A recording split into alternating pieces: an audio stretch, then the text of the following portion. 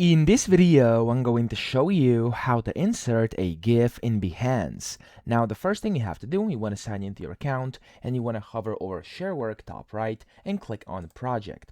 Now, whenever you do this here, you'll be able to basically upload or insert a GIF by basically just uploading a standard image because it's going to do it automatically and recognize it's a GIF image. So you can either click on over here or over here top right where it says Add Content Image. Click on that. And then you want to find your GIF, so I'm going to type in .gif over here, and I'm going to click on this one and click on open. Now, whenever you do this, wait for this to load. There we go. It takes a few seconds, and my GIF is loaded. Then you want to go to the right here, scroll down, and click on continue.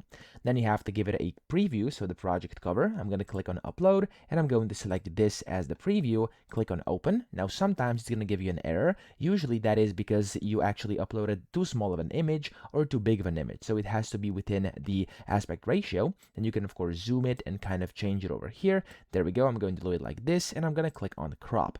Now you have to give it a title. I'm going to name this one butterfly like this, and you have to give it tags as well. So I'm going to just type in butterfly, for example, like this. There we go. Of course, you could add multiple. Then you have categories, so you want to select your category. I'm going to make this one on, for example, like graphic design over here, and click on done. And then here, of course, you can select the tools you used, the visibility, additional descriptions, etc. Okay.